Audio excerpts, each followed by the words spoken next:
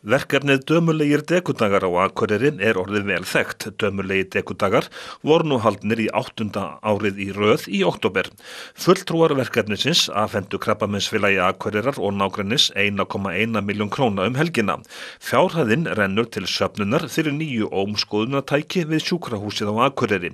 En hvers vegna var þetta verkefni stofnað á sínum tíma? Dömulegir dekudagar. Við komum saman okkar konur og vorum að ræða líf og fjör í miðbænum og fannst heldur dauflegt yfir október og það upphæði að þessu öllu saman.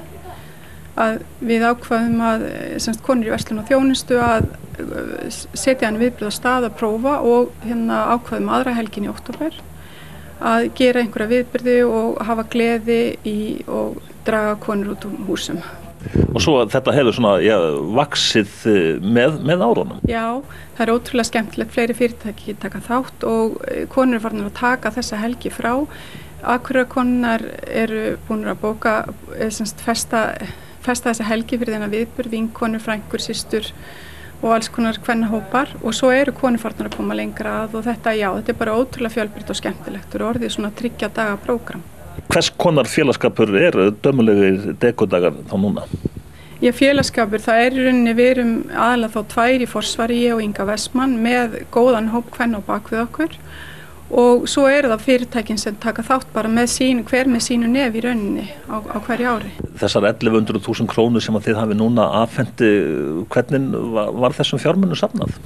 Já, það þannig að fyrir 5 árum þá stofnum við félag í kringum Dömulega dekudaga og höfum á síðastliðin 4 ár höfum við þá safnað fyrir Krabbameinsfélag Akureyrar afgangurinn af þátttökugjöldunum þegar búið að greiða kostnað og svo höfum við verið með að selja ýmislegt fyrirtæki hafa verið að gefa hlutfall af sölu á einhverju eða verið með eitthvað eitt sérstakt sem hafa selt og við Dömulegir dekudagar við höfum þetta voru núna í ár til dæmis 1100.000 krónur það var þá restina af þátttökugjöldunum eftir að búið að borga auglýsingar og annað og svo vorum við að selja slæður, sérmerktar slæður og svo vorum við líka að bjóða fólki að fá slaufu í staurinn sinn en við höfum haft að síðustu eða öll árin þá höfum við bundið bleikar slaufur í miðbæinn 100 slaufur höfum við bundið í staurana og það hefur bara verið inn í þessu verkefni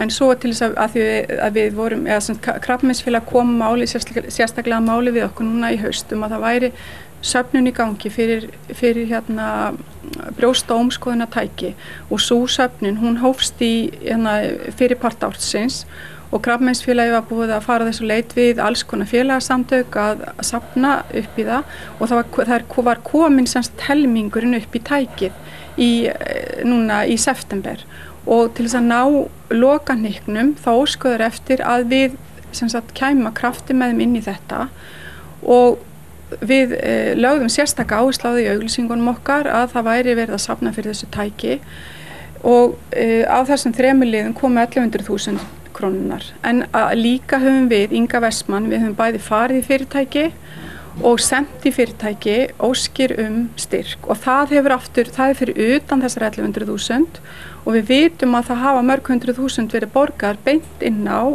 söfnunarreikning Krabbameinsfélagsins fyrir okkar tilstuðlana við höfum lagt þetta fyrir stjórnir fyrirtækja. Geturðu skotið á hversu stór hópur kemur að þessu verkefni?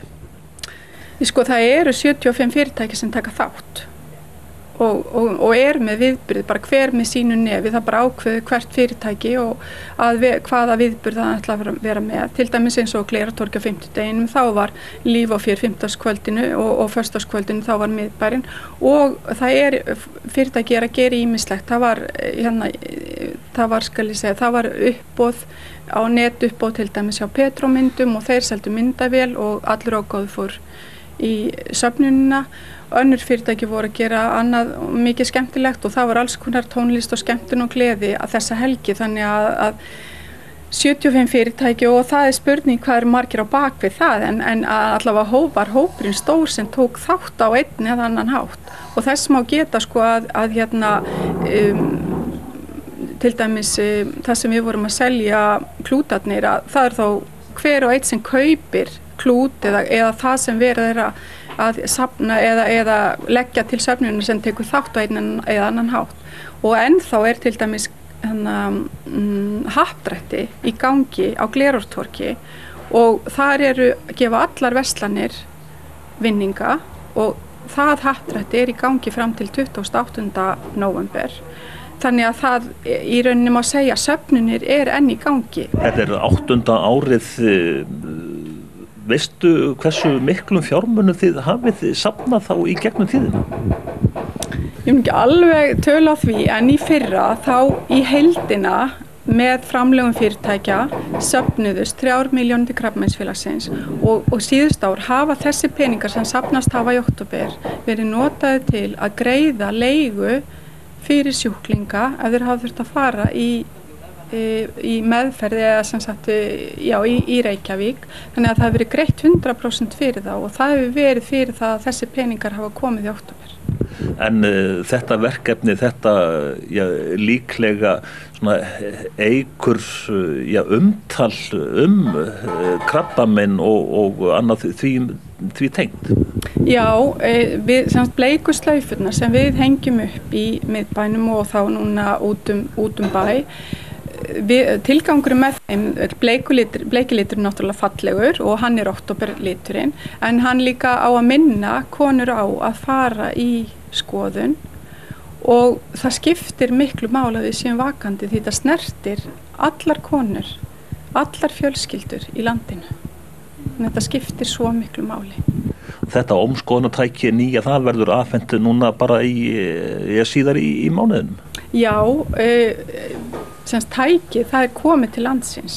Það búið að safna fyrir þessu tæki og það komið til landsins og það verður afhent formlega 13. nóvember. Gaman að standa á þessu? Já, það nú alltaf þannig, bara markmiði bara í lífinu hjá mann á að vera að láta gott að sér leið og það bara aðalmarkmiði hjá okkur að hafa gaman, láta gott að okkur leiða og gleðja fólk.